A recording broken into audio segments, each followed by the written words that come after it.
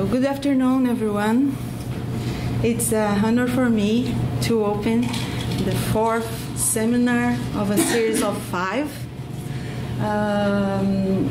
This seminar series is talking about adaptation and mitigation for climate change, the experience that we have, and the strategies that we are planning to do in the future, and some questions that we have. There's a lot of questions. So we are Humphrey Fellows from the Humphrey program. We are leaders and professionals that are concerned with climate change. We are not experts, but we expect through this seminar to discuss and to raise in our communities the awareness about what is going to affect or what is affecting our lives and our organizations, our countries, our communities. So, and how we should prepare ourselves and our organizations to face these challenges.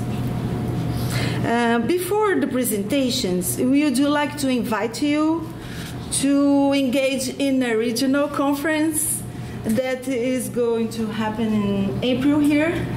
We have some flyers in that table. And so this conference is about climate change adaptation that is going to happen here. And so it's a very good time for you guys from this community to discuss this. And if you want more information, you can talk with Kathy and with Gay that is here.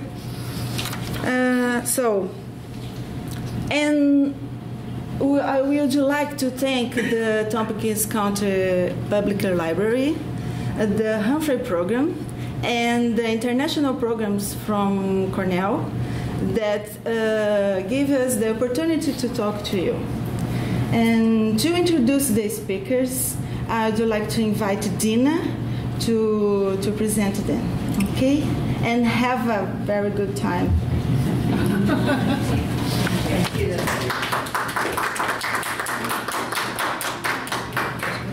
Thank you, Lou. Good afternoon, everyone. It's my pleasure today to introduce our 3 brilliant speakers. The first speaker is Demelesh Alem Ayana. He's a Humphrey Fellow from Ethiopia. He worked as an agroforestry expert and agricultural extension team leader under the Ethiopian Ministry of Agriculture at the district level. After that, he worked as a forestry researcher at Pawe Agricultural Research Center at the Ethiopian Institute of Agricultural Research. In this institute, he conducted research in agroforestry, biodiversity conservation, non-timber forest products, land use, and land cover change.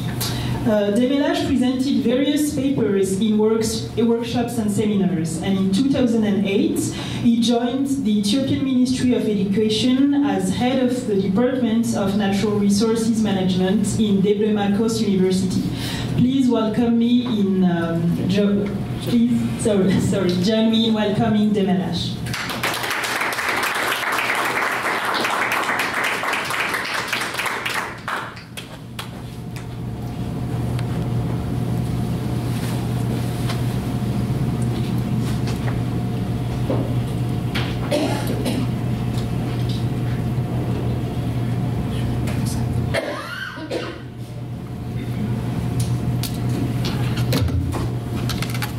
Okay, good afternoon, everybody. It's my pleasure to present about the climate change impacts and adaptation and mitigation measures in Ethiopia. So my presentation will be presented as like this. First, I will talk a little bit about the country profile. Okay. I will talk a little bit about the country profile and climate change, the impact of climate change, and the adaptation and mitigation measures in the country. And finally, I'll talk a little bit about what should be done in the future. That means the way forward. With regard to the country profile, Ethiopia is found in the Horn of Africa with 1.14 million kilometers square and nearly more than 85 million people, and with diverse agroecology, with diverse ethnic diversity, and even multi-linguistic country with more than 80 different languages.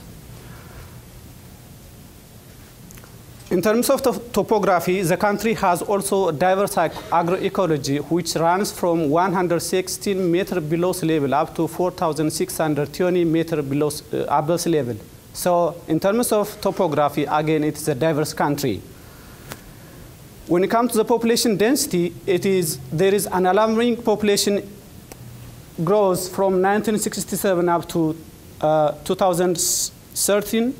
And now we have about 82.95 people per kilometer square.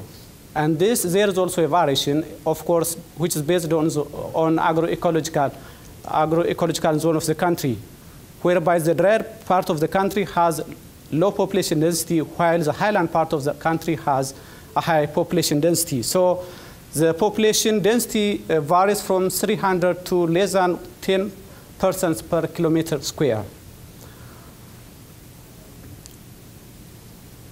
So the topography, livelihood, population density, and food security have their own correlation, meaning most of the country's high altitude areas are found in the central part of the country, and then the cropping pattern, which is the growing of the crop is mostly practiced in the highland part of the country. Not only this one, but the population density is also concentrated in the highland part of the country. So there is a high correlation between the altitude, cropping pattern, and population density. And we are going to give much focus about the highland the country, how the climate change is affecting the cropping pattern and the livelihood of the people. So when it comes to the food insecurity, it is the reverse, meaning there is high production in the highland part of the country, whereas the food insecurity, most of the peripheral areas in the eastern part and the southeastern part of the country, as well as in the western part of the country, they are food insecure, which runs from stress up to a chronic food shortage.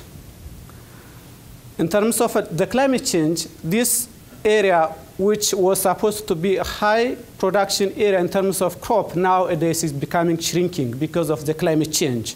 So the climate change is becoming, squeezing the area coverage from these desert areas towards the cropping areas. So we do have about 4 major cropping seasons. And these cropping seasons, in terms of the length of growing period for each crop, is becoming shrinking. And this is a study which is conducted in some years. In terms of, if we take only a segment of the country, think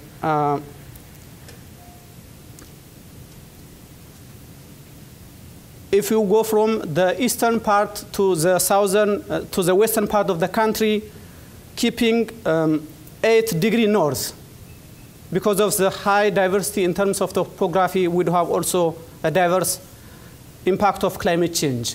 Whereas the impact of climate change in the dry part of the country is high, while it is low in the highland part of the country. In overall, the coverage of the area is shrinking from time to time. Ethiopia is also vulnerable to climate change. Why? Because of a number of reasons. The first one is 90% of the agriculture is dependent on rainfed agriculture. So whenever there is a shift in climate change, or whenever there is a climate change, the impact will be very high. Even though we do have a huge amount of water resource, which runs from the temporary up to perennial water resource, this water resource is underdeveloped. It's not a matter of resource, but it's a matter of utilization. So the water resource is underutilized, and the low health, we do have also low health service coverage. What's the impact? What is the relevance of health service coverage? Whenever there is a climate change, it's true that there is also prevalence of disease and some unknown occasions, including malaria. So because of this, the impact of climate change will be also very high. High population growth rate, which is not compatible with economic growth, is also one important factor. Low adaptive capacity, because of low economic status, whenever there is a climate change, the people have low adaptive capacity as far as they do have low income status. Inadequate road infrastructure in order to distribute resources for these food insecure areas is also a major challenge. Weak institutions and lack of awareness among the institutions and among the people also one major problem. So what is the impact of climate change? It is the poverty is a chronic problem. You know that Ethiopia is one of the poorest countries in the world, even though it's not the only country. So 2/3 of the people are living with less than $2 per day, which is it's a very low number according to the World Bank report in 2008. It's also food insecure, whereby there is a frequent drought and famine. Within 3 decades, we had 5 national droughts which resulted in famine and more localized droughts, which put the community into the poverty trap, meaning the people are not able to cope up with the climate change because they have an occurrence of frequent drought and famine. There is more frequent drought and repeated shocks. In terms of temperature, I think temperature is one of the variables that varies with the climate change. So because of climate change, the temperature of most of the areas is shifting, meaning it's becoming warm and dryness across the whole country, even though the magnitude differs across the topography and across the country. So the temperature will be getting higher in the coffee growing areas. You know that Ethiopia is one of the major coffee producing country in the world. So assume that if the impact of climate change is magnificent on the coffee growing area, its impact on the economy of the nation will be very significant. So it's also forecasted that with the current trend of temperature increase, most part of the country will have 1%, more than 1.0 degrees Celsius temperature increment. In terms of magnitude, it seems a little bit number, but in terms of climate change, it's a very huge number. Even 0.5 degrees Celsius increment has a dramatic impact on the economic status of the country. Another factor or variable is rainfall. Because of climate change, there is poor average rainfall in most areas during the past 12 years. And according to some studies, the rainfall has declined by 50 up to 20% since the mid-1970s. Almost nearly 30 or 40 years, decrement of rainfall with 50 up to 20%, it's a huge number. Unfortunately, this decline also coincides with heavily populated areas of the country. So because of this occurrence, there is a crop yield and pasture decline, which has impact on the economic status of the country. However, it's postulated that many areas in the country will continue to produce crops as far as they do have high moisture content. And it's said that we can offset the crop failure in some localities by producing surplus in the high production areas.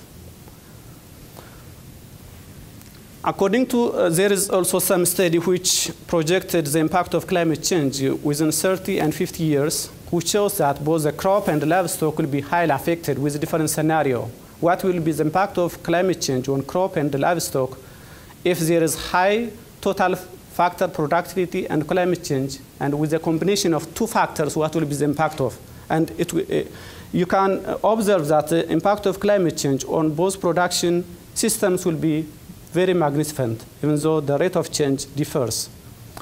Again, and total factor productivity, that means an input you put to agricultural sector in order to boost agricultural production, for example, fertilizer and some other inputs and technology. The same is true in drought-prone highlands. The impact is also the same. What are the adaptation and mitigation measures? We have already seen that the impact of climate, there is climate change and there is also impact of climate change, and we have to avert that problem. We are not only sitting but observing the phenomena of climate change, but we are also doing a number of activities. First, we ratified and implementing a number of international climate change-related conventions. Not only climate change, but also some natural resource management-related conventions. Not only ratifying, but also implementing and practicing some of them. For example, the Convention on Biological Diversity, the Cartagena Protocol on Biosafety, and the Convention concerning the protection of the world cultural and natural heritage, and the Convention on International Trade. There are too many. I don't want to mention all of them. So even in the constitution of the government, there is a right to live in the clean and healthy environment as part of the constitution, which is Article 92. The conservation strategy of Ethiopia, the environmental policy of Ethiopia is already drafted and being implemented, devised a number of climate change adaptation and mitigation major strategies. We have already established National Climate Change Forum and Civil Society Network on Climate Change. We have also developed the National Adaptation Program of Action, which is called NAPA, and the National Appropriate Mitigation Measure, which is NAPA, and we have also submitted to the United Nations Framework Convention on Climate Change. We develop also the Climate Resilient Green Economy and Facility, Policy and Facility, with a vision of to become a carbon neutral country in 2025. It's an ambitious goal, but I think we can achieve it.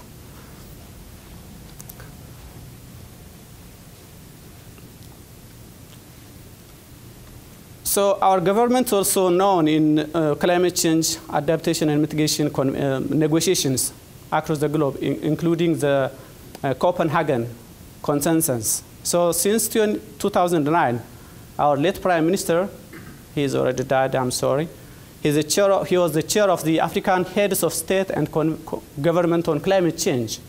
He has also co-chaired the United Nations Secretary General High-Level Advisory Group on Climate Change Financing. And the outcome was very, very promising. The actions that are drafted and to be implemented, and some of them are already implemented, promoting drought and crop insurance programs to the farmers even, strengthening and enhancing drought and flood early warning systems, because information is very vital for climate change adaptation and mitigation measure. If the people do not have information systems, they will not be able to prevent themselves from the damage of climate change, including flooding. We have developed, plan to develop small-scale irrigation and water harvesting system, because it is the option to cope up with climate change. Improve enhancing rangeland resources in some localities, but not in all countries, because every practice should be based on agroecological setup of that country. We have to establish we have also established community-based sustainable utilization and management of wetlands. We have a plan to capacity building program. We have a multi-purpose large-scale water development project, which I'm going to explain a little bit about the Great Dam. The community-based carbon sequestration projects are already established. I'm also going to show a little bit about what is the carbon sequestration project in the country. We have established a National Research and Development Center for Climate Change. Sorry, we are not established, we are going to plan. It's a plan. So we are also strengthening malaria containment programs and promoting forestry and agroforestry practice. We are following the inclusive development approach, because we cannot solve climate change problem by a piecemeal approach. Rather, we should develop the economy, the environment, and the holistic, including the society. So in order to have an inclusive development approach, we are constructing a big dam at the outlet of the Blue Nile, which has a generating power potential of 5,250 megawatt. It's a huge. It will be the largest in Africa and the 7th largest in the world. It's a huge dam with height of about 145 meters. We have a model CDM project, which is Clean Development Mechanism Project, called Humbo Assisted Natural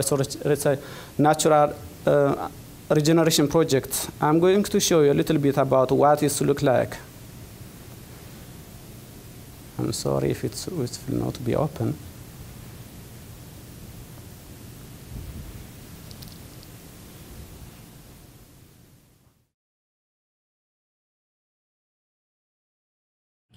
Mountains in Ethiopia provides income, food for cattle, and is a source of pride for the people who live here. The Humbo Assisted Natural Regeneration Project was Africa's first large-scale forestry project to be registered in 2009 under the Clean Development Mechanism of the Kyoto Protocol. Located some 400 kilometers south of the capital, Addis Ababa, the project uses trees as a means to take carbon dioxide from the atmosphere. This brings economic and social benefits to the communities that lie along its borders. I'm not going to show you the whole clip.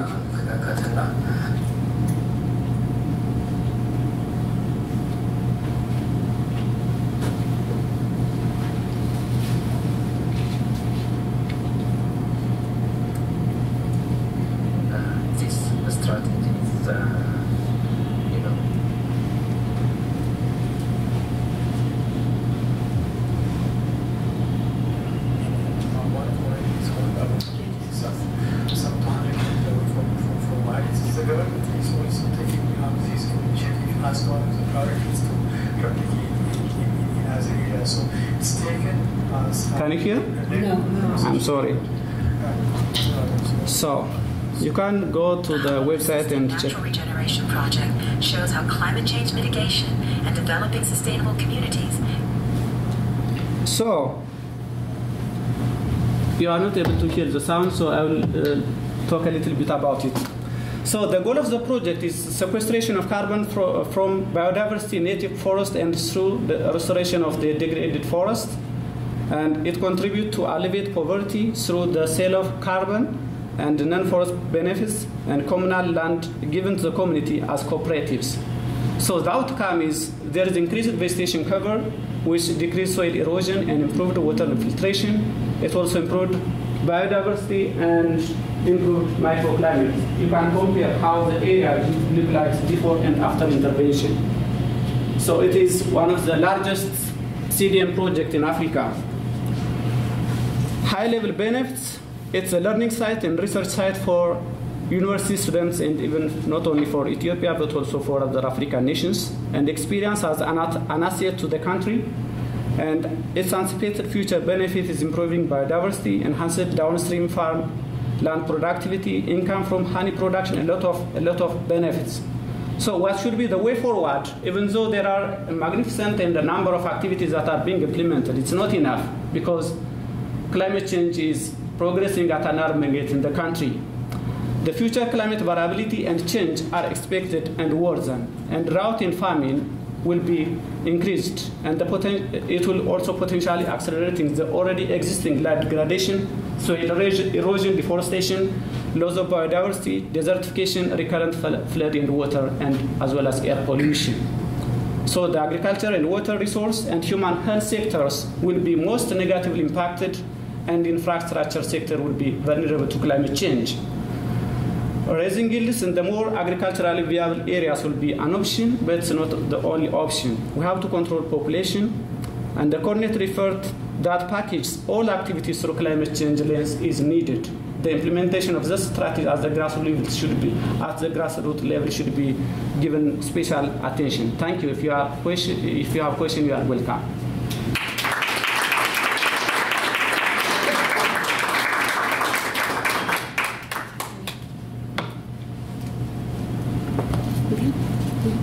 Present here. No, the discussion will be after all the speakers. Alenka?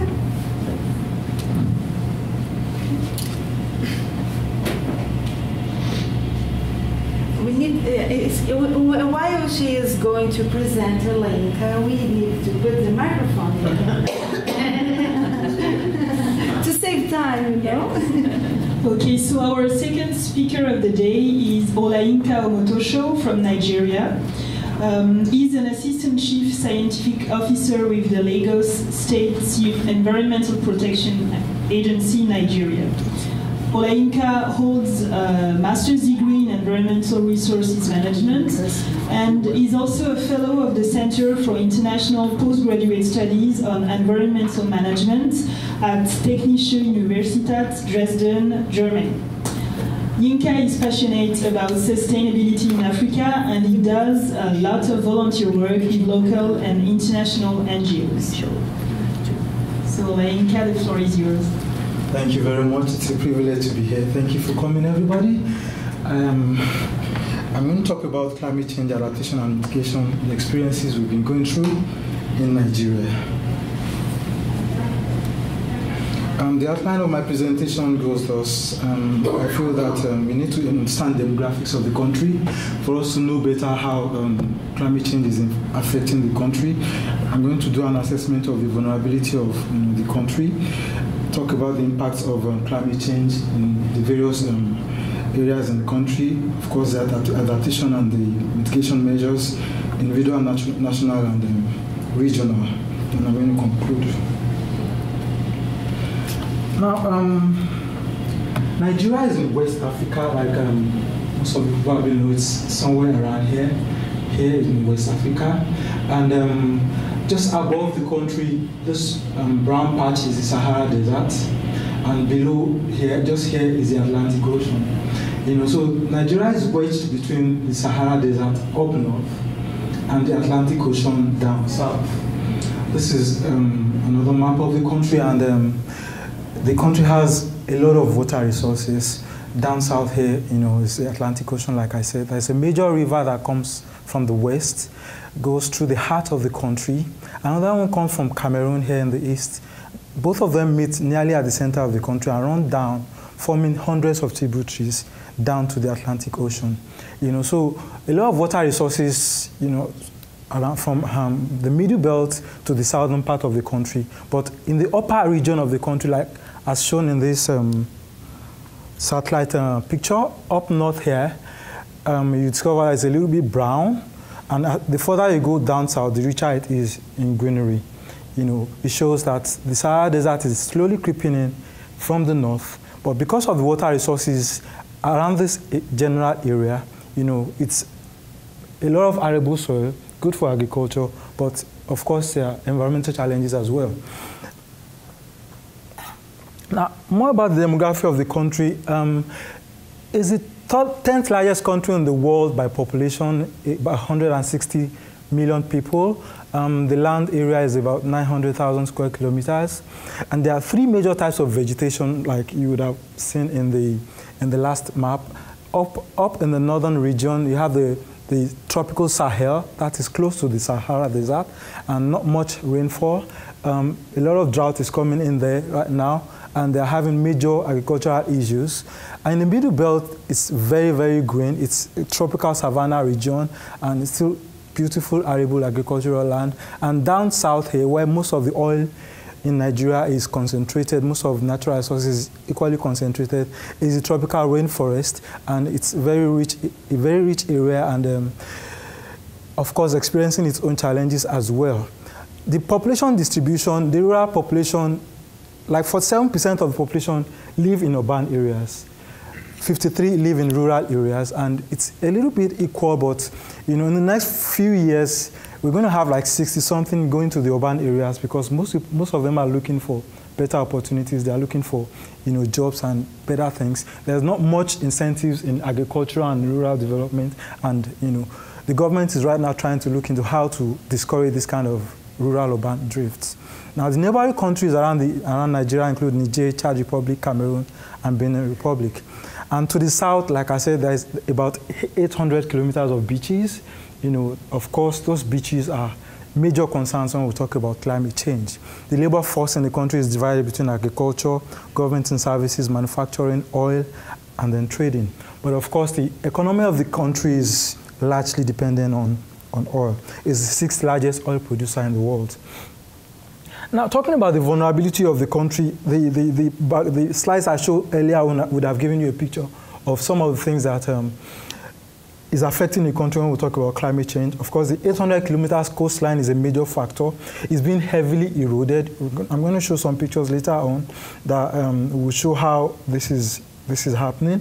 And then about 25% of the land cover, especially in the north, is prone to desertification, it's prone to erosion, and it's a major problem. Another 25% down south is prone to flooding. Flooding is a major issue right now. In the last 10 years, we have had major incidents of flooding that have displaced several thousands of people, and then it's really challenging, to know how to deal with this issue, and adapting with it is equally another major challenge.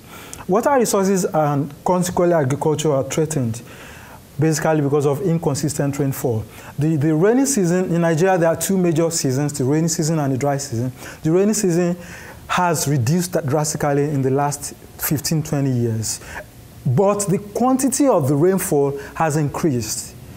You know, we used to have like 6 months of rainy season. Right now it's between 3.5 to 5 months. You know, but the quantity of rain has increased. I don't know if you understand what I mean. That means that there are a lot of floodings. There are a lot of rainfalls that last for 3-4 days. You know, that becomes major challenges for, you know, communities in those kinds of areas. Now, about 80% of the country's current energy generation is from water resources. Those two major rivers that come from the east and the west that I showed earlier on, we have two major dams on those rivers. And those two major dams, they generate like 80% of the energy needs of the country. However, because of the inconsistency of the water resources, the floods and then the drought, and you know, the energy generation is basically affected. The country is not getting as much as it should get, you know, from, you know, these dams. And as such, right now, the government is looking into ways to diversify the energy generation sector. It's a major problem because, of course, a society that doesn't have consistent energy is not going to develop very fast. Rain-fed agriculture and fishing activities is also under serious threat, of course, because rainfall has been inconsistent and it's beyond, you know, what we can currently control. High population pressure, you can imagine 160 million people depending on natural resources from less than about 900,000 square kilometers. Of these 160 million people, about 25–30% of them are rural farmers. You know, they depend on rain-fed agriculture. A lot of them are agricultural. They depend on animal husbandry as well. And most of these people are shifting from their ways of life because it's not easy for them to keep on living in this kind of stressful conditions. Climate change has really impacted on a lot of them. Some of them have had to move away from their normal, you know, communities because of flood activities. Some of these people that have animals, cattle, you know, they have had to become nomadic because they don't have grazing land again.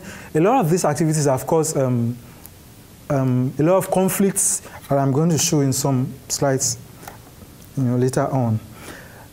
So, some other things that make the country vulnerable include institutional and legal framework. We don't have a good framework, you know, to cope with the challenges we have. Now, I want to talk about the impacts, you know, specifically. I spoke about total land suitable for agriculture before. It's reduced drastically. The length of growing seasons has already also reduced. It's substantially reduced, of course, because of the floods. Yields from rain-based agriculture has been affected. You know, a lot of farmers that were into beans, tomatoes, you know, food crops, rural farmers, you know, they have now shifted into some other crops that, you know, they feel are more resistant to droughts, more resistant to floods. Now, local food supplies have been drastically affected, and government have had to increase, you know, imports of food, you know, from other countries. This has affected the economy, especially, you know, the lives of the farmers in the country. Coastal systems, like I mentioned earlier, on the 800 kilometers of coastal areas, most of these areas have major cities. People like to live near water bodies. And like 20–30 years ago, these issues were not, we didn't have flooding issues. A lot of houses were built in coastal areas. For example, in Lagos, Lagos is just 2 meters above sea level. You know, I'm going to show some pictures of Lagos, you know, later on. And 20 years ago, this kind of issues never occurred. It was never a problem. The first picture is a school. It's a school near about 2 kilometers from the Lagos beach. It's very, very far. The first major flooding incident they had was in 2007. They had to evacuate everybody, and the place had to be closed down. You know, they could never use the place again. These other pictures, these are real-life pictures of things that are happening in some lowland areas, you know, that are not rural. These are urban areas. Government had to evacuate all of these people to, inland areas to help them to adapt. A lot of anthropogenic pressures as well, such as dredging, that affects, this kind of issues. Now, sandstorms and dust storms. Like I said earlier on, from the north, the Sahara in the north and the Atlantic Ocean in the south, there are two major air masses. The tropical maritime comes from the Atlantic Ocean, tropical continental from the Sahara Desert. The two masses meet somewhere below the equator, which is around the middle belt of the country, and causes this kind of sandstorms. You can imagine driving in this kind of situation, and you are caught in there. It's a major problem. People die, a lot of accidents. It has affected a lot of things in the middle belt region, and it's something that people are having to deal with on a constant basis. Rainstorms and thunderstorms, of course, like I said earlier on, incidents of storms have increased like 3 times in the last 15-20 years. It's been a major problem for rural farmers. Not only rural farmers, even in the major cities, it's equally a major problem. An estimated almost 2,000 people died in 2010, and more than 250,000 were displaced. They had to move to other communities to cope, with the kind of pressures they were experiencing. In health, of course, increased malnutrition, waterborne diseases, a lot of deaths, diseases and injury, heat waves, floods, fires, droughts. These are some of the things people are experiencing due to climate change in Nigeria. A lot of cardiorespiratory diseases as well. Land conflicts, because of the migratory migration, this climate change effect has caused a lot of migration has been happening, all kinds of migrations. All of them lead to conflicts. Most of these people moving from the north to the south are moving from their from their former nomadic lands to farmlands in the Middle Belt. Farmers don't want northerners to bring their animals to their area because, of course, their agricultural life is threatened. This causes a lot of conflicts. People die, and it's a major challenge. You can't tell them to go back to their land. It's federal land. Anybody can go anywhere. But farmers insist that this is our land. We were born here. We have farmland here. And settling these kind of issues can be very, very, very challenging. Adaptations in agriculture. Farmers have had to become more efficient in rainwater harvesting because of the shortened rainy seasons. More community effort is being experienced in managing community water resources. Farmers are moving from their normal agricultural produce to drought-resistant crops and livestock feeds. Better soil management practices are being practiced as well. There are more discourse between farmers and extension workers, and government is also providing more information on how to cope with pests and diseases, and information on meteorology. There are more efficient irrigation systems that depend on less water usage, which are more productive. And then greening and reforestation projects also being undertaken by the government. In urban settlements, there's paradigm shift in how to deal with these issues. The government and regulatory bodies are more involved in planning and construction as well right now. Rather than before, they were more involved in regulation. But right now, they're more involved in planning from the basic stages, and they have seen that this is what can help in controlling some of the effects of climate change. A lot of wetlands have been built upon in the last 15 years. Most of the people and the houses in these wetlands have had to move to other areas because these are flood-prone areas, and they are areas that they are natural water sinks, and it's, of course, you have to move away if you want to protect your life and property. Public enlightenment programs, have also been increased, stepped up by the government, especially on sustainable solid waste management programs, so that the government can know how to deal with the situation more. Food security. I just want to talk about this a little bit because in Africa, most of the markets are like the farmers' markets here. We don't have good storage facilities. For a farmer that has like 50 baskets of tomatoes and has a week to sell all 50, like 20% or 30% or even more of that waste is wasted. We don't have good storage facilities. So the government is looking into mega storage facilities for farming produce in order to help cope with food security in most of the rural areas. In the health sector, there is more emphasis on prevention rather than treatment, public enlightenment and education, and then environmental sanitation and disease vector control as well. These are issues that the Ministry of Health have had to really go into. I've been told that I have to shorten the time. I won't talk about Lagos State because Lagos is the smallest state in Nigeria, but it has the highest population of 16 million people. It's like an island, like the Isle of Manhattan. If you look at some of these pictures, it looks a little bit like New York City. It has the challenges that New York City has.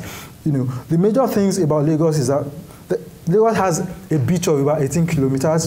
In 1980, the beach was about 100 meters away from the city. Now, in 2010, the government had to do some do a major beach resilience project, you know, to ensure that the beach doesn't actually take over, you know, major parts of the island. And that beach resilience project, you know, consists of major rocks from all over, and it's working a little bit. Presently, this is how it looks, but then it's not solving the equation because in like 50 years' time, we don't think that island is still going to exist. The Atlantic Ocean is going to take over a large part of the island. So the government thought about the Atlantic City project. The city project is land reclaimed from the Atlantic Ocean. It's going to be about 10 square kilometers. It's meant to stop erosion or to control erosion, you know, of the Lagos coastline. It's, upon completion, the island is anticipating about 400,000 residents and a daily flow of about 250,000 commuters. Well, this kind of project have been tried in Europe, especially in Holland and Denmark. I think they have something similar in Delaware and in New Jersey here as well. This is Lagos as it is, and this small part is the Atlantic City project. This satellite picture is Lagos, this is the island, and this is the Atlantic City project. If you look at this very closely, the waterways coming here, they're going around in circles, and that is limiting the effect on this coastline. That's what the project is all about.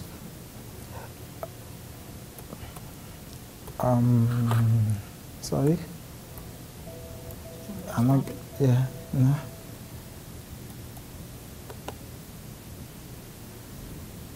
Okay. Okay.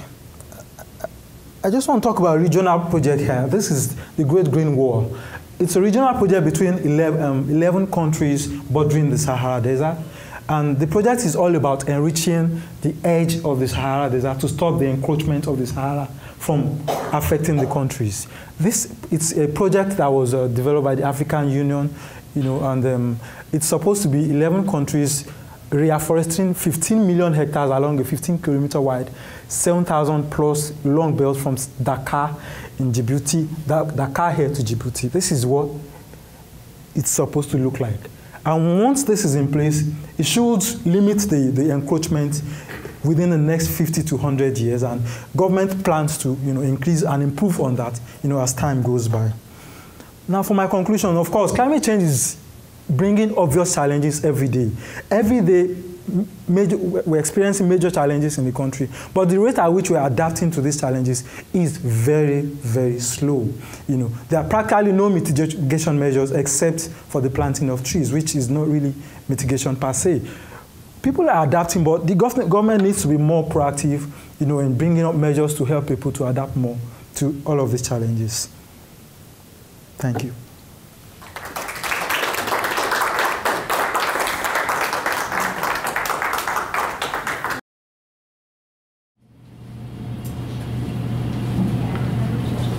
Thank you very much, Olainka. Our last speaker of the day is Ajay Raghav. He's from India. He's the Deputy Director in the National River Conservation Directorate within the Ministry of Environment and Forests. His directorate is responsible for conservation of rivers and lakes in India.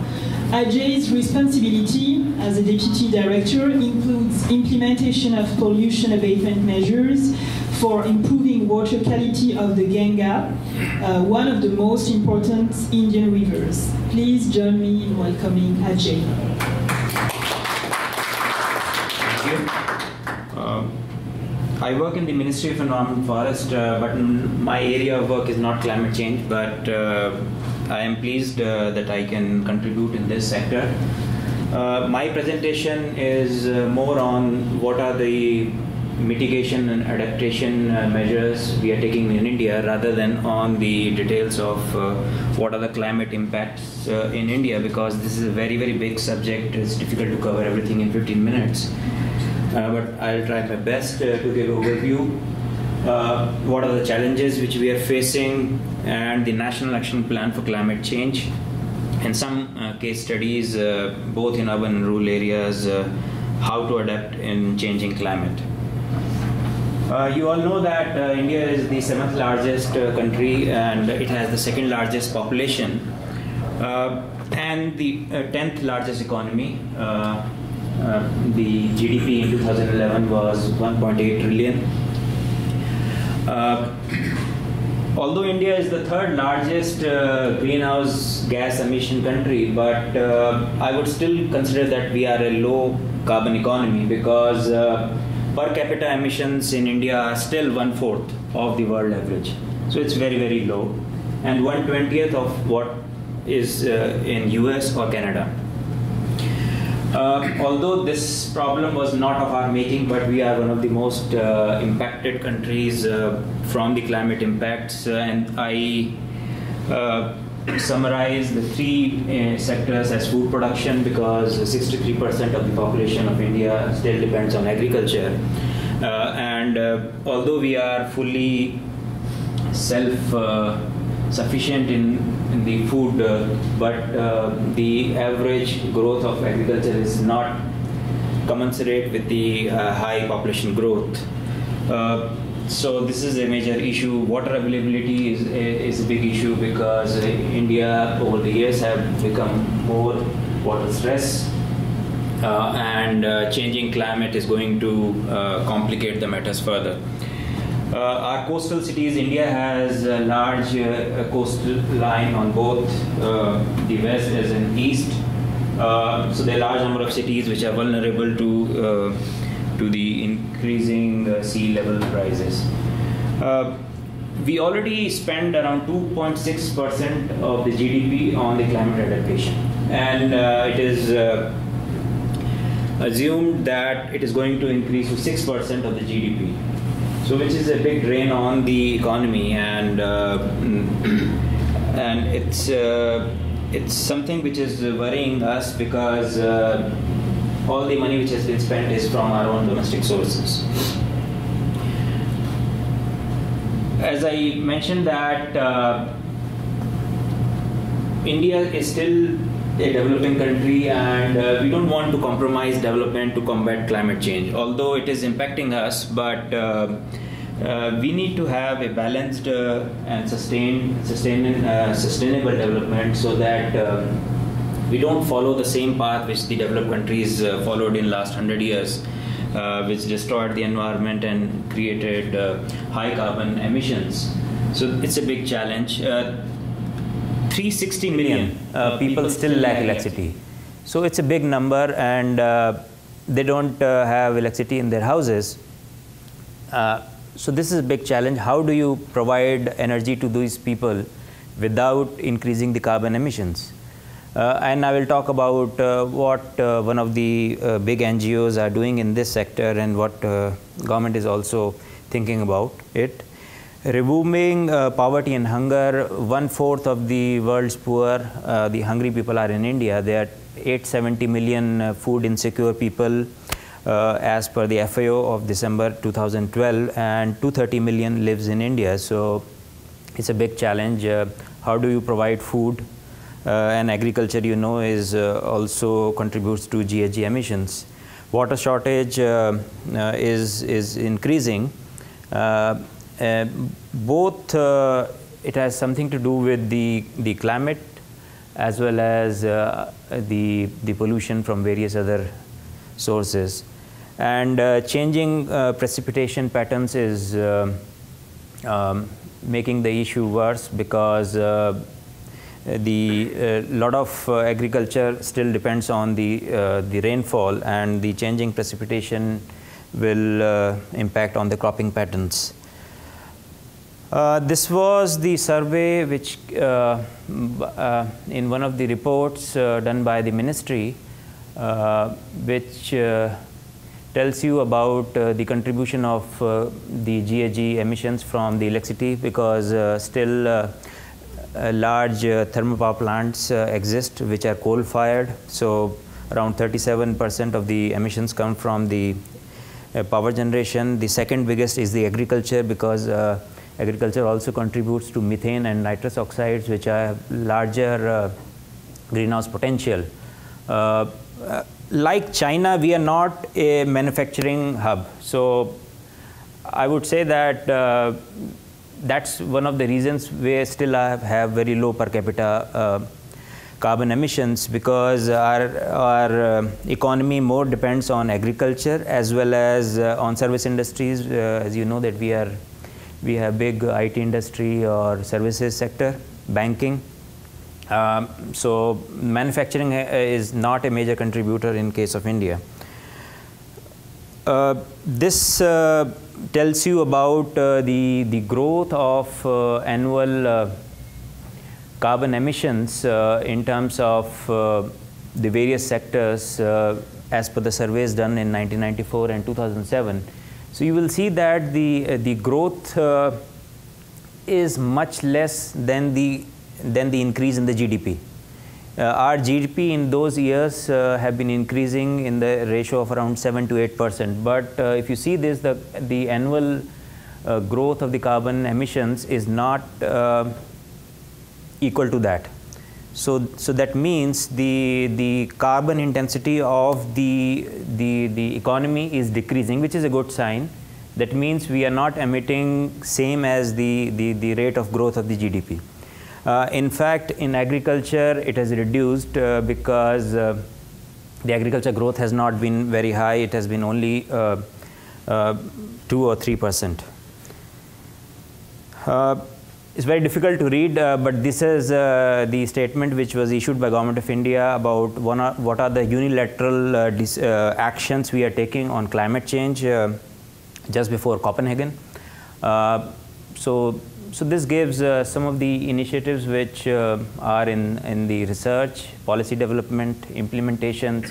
One of the very interesting is the 30 Solar Cities program, which we have started, fuel efficiency, and in forestry, like Green India program, in which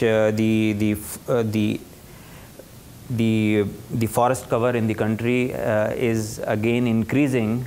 We were 33% we had forest, but it reduced to 19% now over last 5-6 years because of the a lot of investments in the forestry sector. So it has increased. This is one of the large funds which we have created, the CAMPA fund, which the federal government is giving to the state government for afforestation. So there are many initiatives which government has taken to mitigate climate change. And this is the main important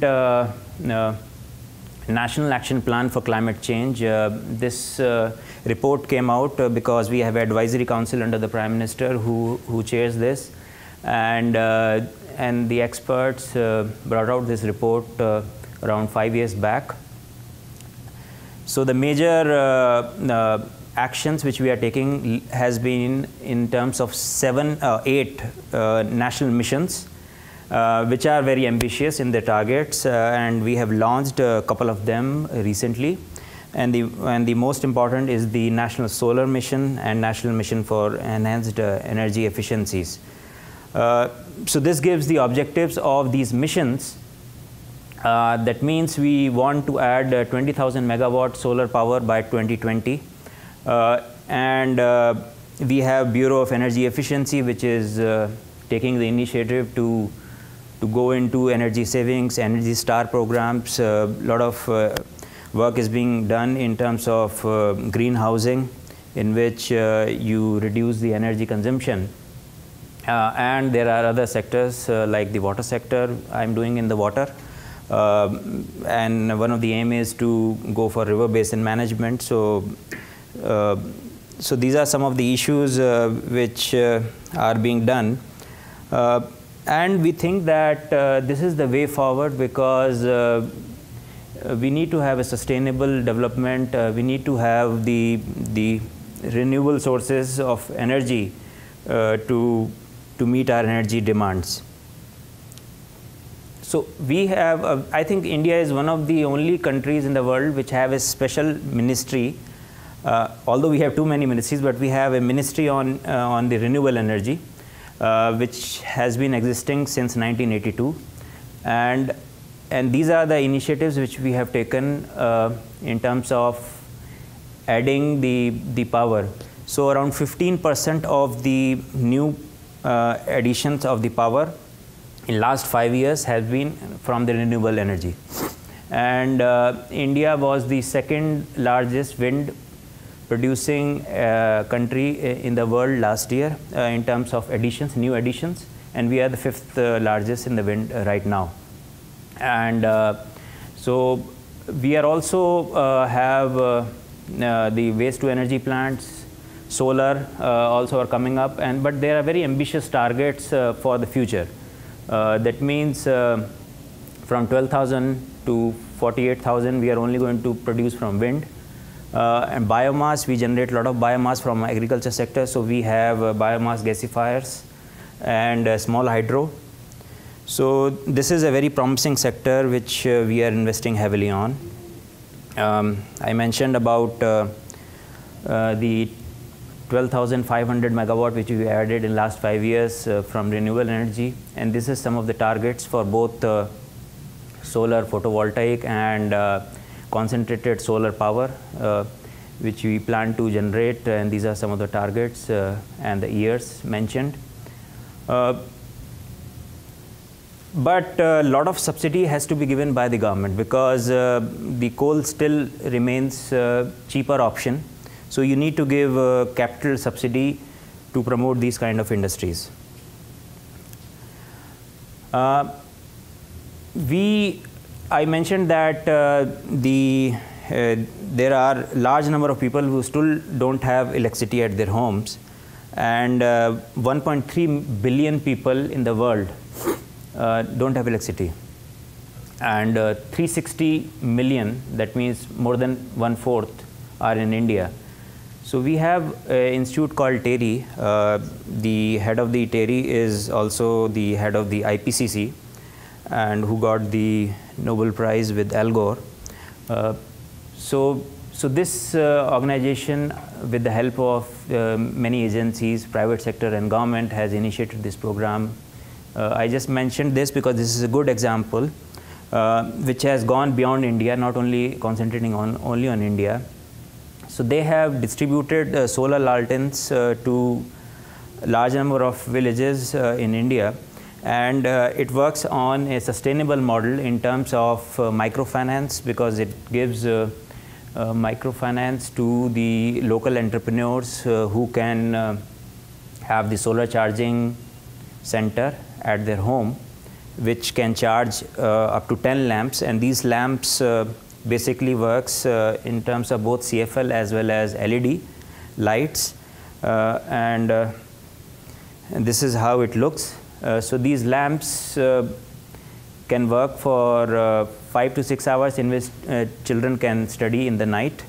Women can cook in their kitchens, and in the night it has LED lighting, so that it can work throughout the night. So, and the charging cost is around 2 to 3 rupees, which comes to around 10 cents per day, so which is very affordable. And this is a charging station. So this has been distributed to, I think it has helped already more than 1 million people. I think the numbers are still higher. So a long way to go, but this is a good initiative which I thought that I should mention here.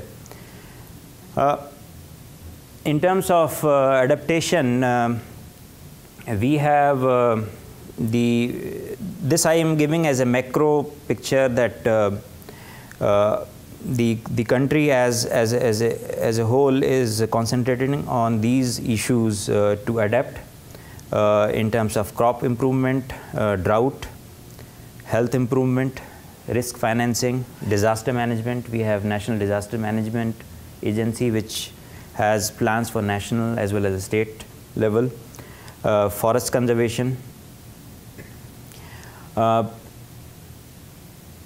I wanted to mention that the NREGA, which is the National Rural Employment Guarantee Act, which came in 2005, gives guaranteed employment to rural people, which has been doing work both in water conservation and crop improvement.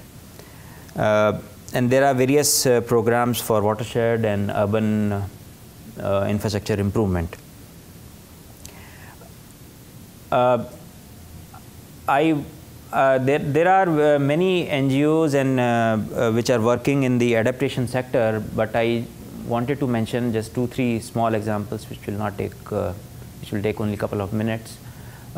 This is one of the cities in the coast in the western India, which is prone to flooding. So this city initiated early warning system and has integrated meteorological, hydrological and reservoir modeling system which has been developed so that it can increase the capacity of the city to meet the climate threats. Similarly, one example exists in the rural areas in which in Madhya Pradesh, which is a central province, in which the rural people have been helped in terms of alternate livelihood from the fish tanks. This area was in rural Tamil Nadu, South India, which was devastated because of the tsunami. So we are making these communities equipped with how to fight with the natural disasters. At the national level, we have the National Mission for Sustainable Habitat and JNNURM and UIDSSMT. These are the schemes for the improving the infrastructure of the cities to cope in the changing climate.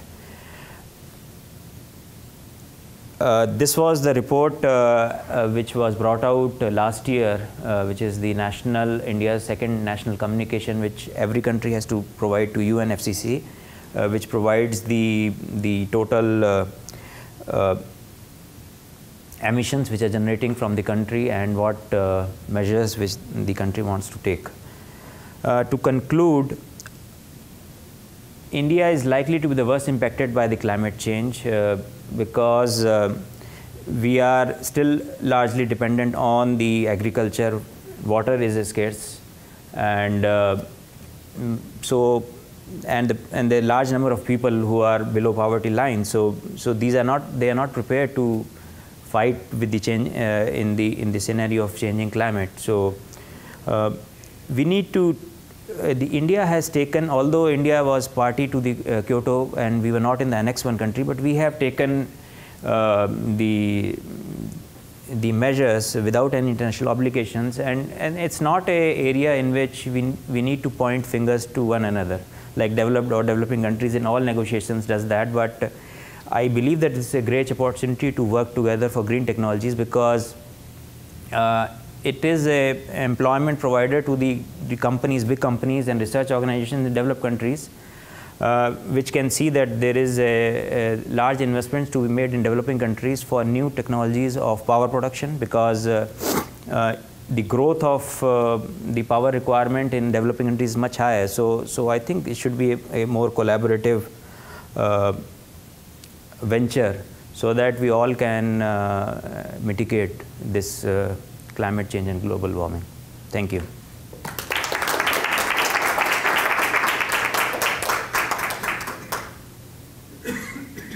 So now I would like to invite the speakers to stay here, and we can ask questions. Feel free. We are a few couple of people here, and we can talk directly. Please, we need to use the microphone. Just use the hand mic.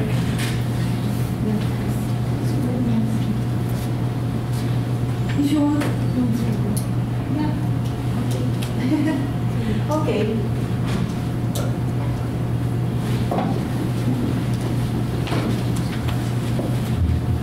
Hi, my name is Scott Doyle. I'm a community planner for Tompkins County, and I just wanted to thank you for the presentation. It was one of those reminders of how much I love living in this community, because we have of experts from around the world that come to upstate New York and share this information, so it's really helpful.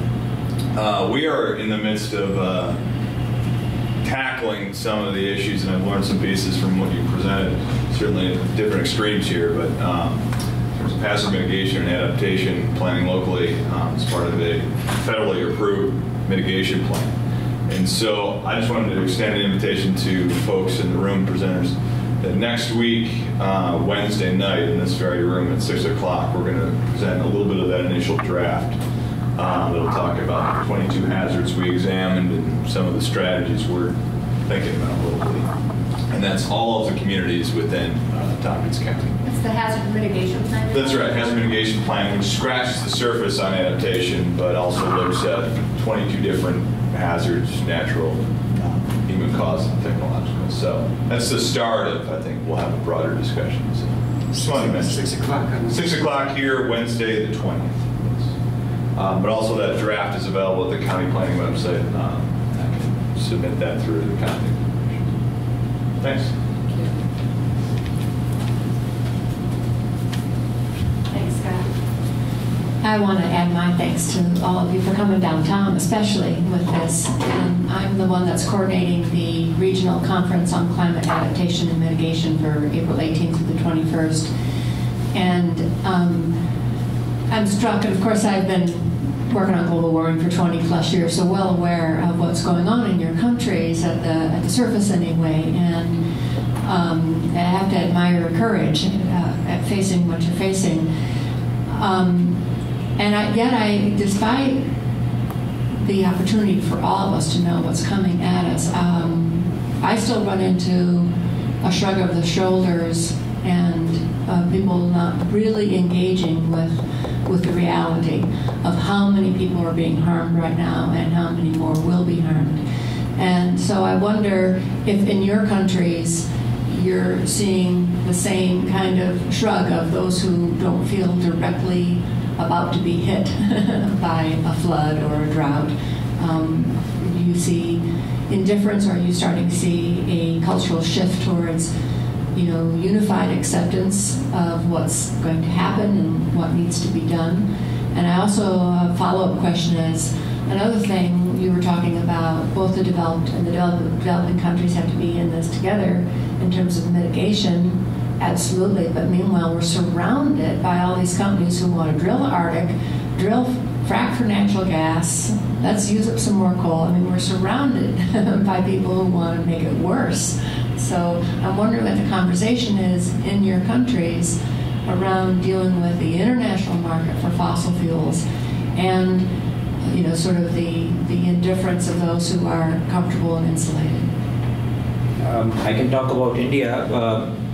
We don't depend much on the hydrocarbons from our own resources because India doesn't have large hydrocarbon of its own. We import 80% of our needs from various countries, so it's a big drain on our foreign exchange.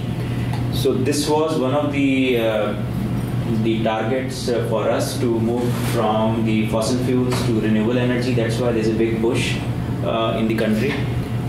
We know that we are starting from a very low level in terms of energy base. So there is a good opportunity to invest in green technologies. So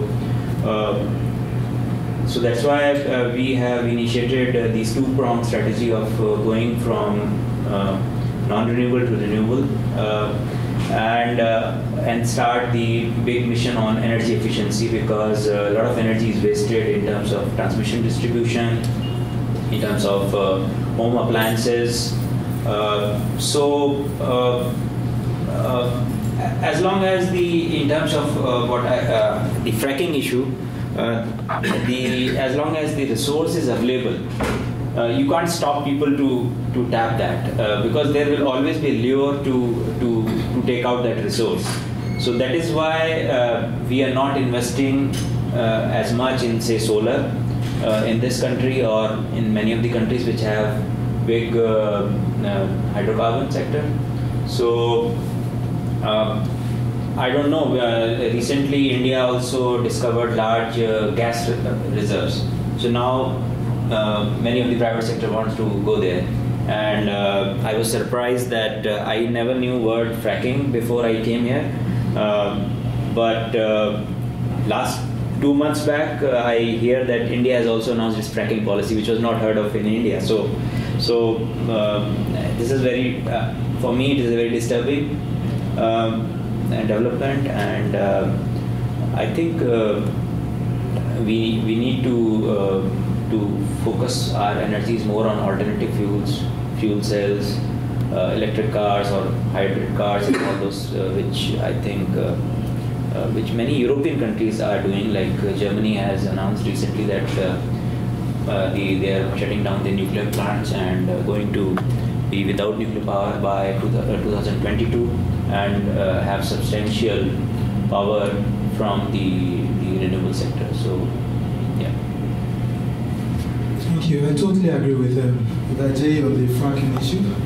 Before I came here as well, I didn't know much about fracking. I'd heard about it, but I didn't know what exactly it was. But I got a lot of information on coming. You can't be in New York and know about fracking, especially in an academic situation, an environment like this.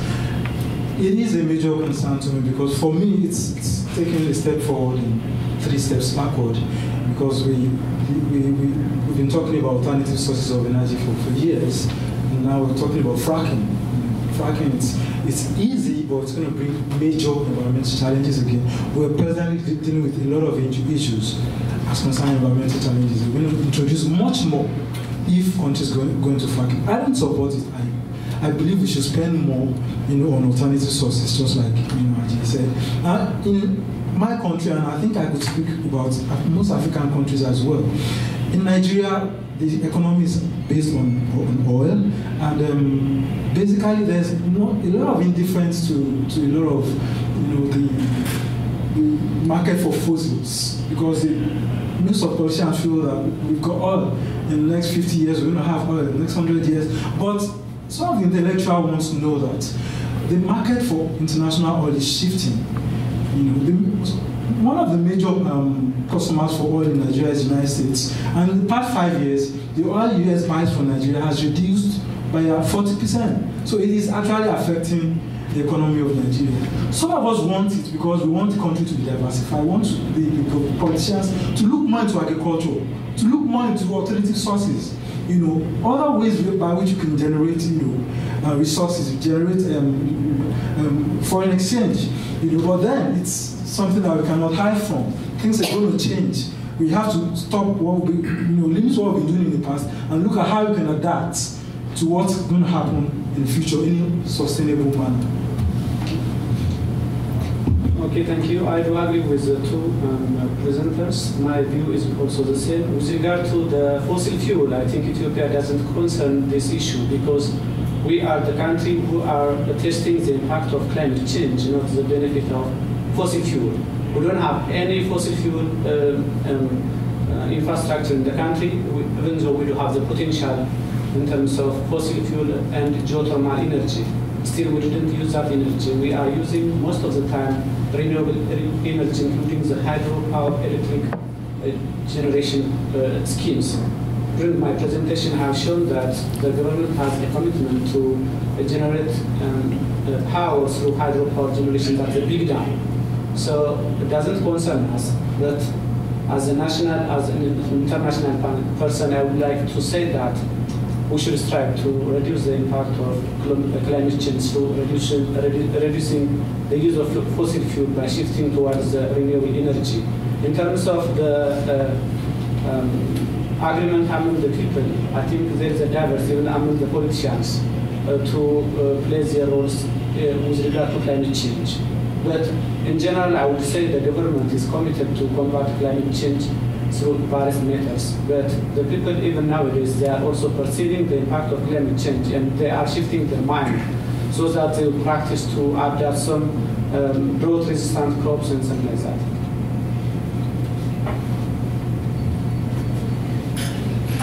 So it's 1:30, and thank you everyone, and thank you the speakers for your very interesting presentations. We learned a lot.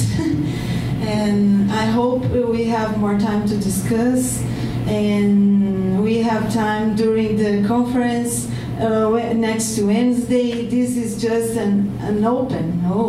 And we have one more seminar in March 25th at the main library in Cornell. So came and we will continue to discuss. Thank you.